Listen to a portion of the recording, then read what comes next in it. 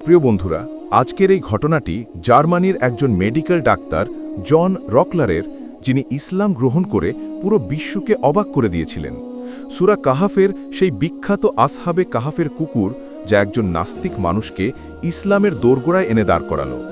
যে ব্যক্তি সবসময় বলতো স্রষ্টা এবং ধর্ম শুধুই রূপকথার গল্প, কোরআনের একটি আয়াত সেই ধর্মহীন মানুষটিকেও লাজবাব করে দিল।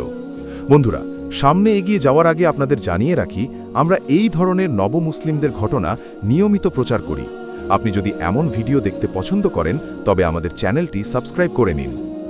এই ডাক্তার সাহেব বর্ণনা করেন, আমি একবার এক সফরে এয়ারপোর্টে ছিলাম। হঠাৎ এক যুবক আমাকে কোরআন মজিদের একটি অনুবাদ কপি উপহার দেয়। আমি তার মন রক্ষার্থে সেই কপিটি নিজের কাছে রেখে দেই, কিন্তু মনে মনে ভাবছিলাম এটা পড়ে আমার কী লাভ হবে।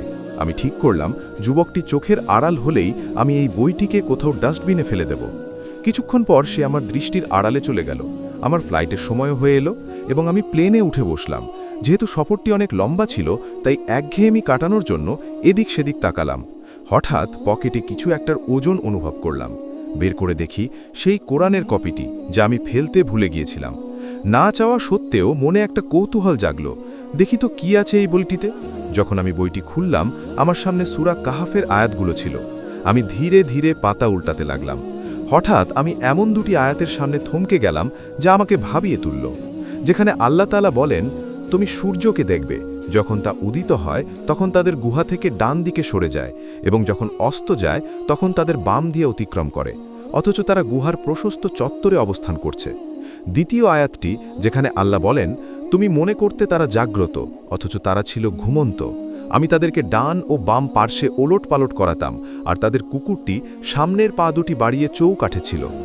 ডাক্তার বলেন, চিকিৎসক হিসেবে তাদের ঘুমানো এবং পাশ পিরিয়ে দেওয়াটা আমার কাছে বোধগম্য ছিল, কারণ দীর্ঘ সময় একই অবস্থায় শুয়ে থাকলে শরীরে রক্ত সঞ্চালন বাধাগ্রস্ত হয়ে পচন ধরার ঝুঁকি থাকে। তাই শরীরকে অক্ষত রাখতে পাশ ফেরানো জরুরি। এতে আমি খুব একটা অবাক হইনি, কিন্তু এরপরে যে বিষয়টি আমাকে সবচেয়ে বেশি অবাক করল তা হলো তাদের কুকুরটি, যার ব্যাপারে বলা হয়েছে সে কোনো পাশ পরিবর্তন করেনি, বরং নিজের দুই পা ছড়িয়ে একই অবস্থায় প্রায় ৩০৯ বছর বসেছিল, অথচ তার শরীরে কিছুই হয়নি, না কোনো পচন ধরেছে, না কোনো দুর্গন্ধ সৃষ্টি হয়েছে।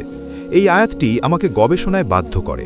যে বইটিকে আমি অর্থহীন ভাবছিলাম তা পড়ার স্বাদ ভাষায় প্রকাশ করার মতো নয়। এরপর এই জার্মান ডাক্তার আয়াতটি নিয়ে দীর্ঘ কয়েক মাস গবেষণা করেন। গবেষণার পর তিনি যা পেলেন তাতে তার বিস্ময়ের সীমা রইল না। তিনি জানতে পারলেন, কুকুরের চামড়ার নিচে এমন এক ধরনের বিশেষ গ্রন্থি বা পদার্থ থাকে, যার কারণে কুকুর যদি দীর্ঘকাল নড়াচড়া নাও করে তবুও তার চামড়া নষ্ট হয় না বা পচে যায় না। এ কারণেই আসহাবে কাহাফের কুকুরটির পাশ ফেরার প্রয়োজন হয়নি। বন্ধুরা, এই মোজেজাটি জার্মান ডাক্তারকে ইসলাম গ্রহণ করতে বাধ্য করে এবং তিনি একজন খাঁটি মুসলিম হয়ে যান। বন্ধুরা, একটু ভাবুন তো, আমরা কতজন আছি যারা কোরআনকে এভাবে বুঝে পড়ি, যেভাবে এই ডাক্তার পড়েছিলেন এবং সত্যকে চিনে সৃষ্টিকর্তার সন্ধান পেয়েছিলেন। কোরআনের প্রতিটি আয়াতে অফুরন্ত জ্ঞান ও প্রজ্ঞা লুকিয়ে আছে, শুধু প্রয়োজন গভীর মনোযোগ এবং চিন্তাভাবনার।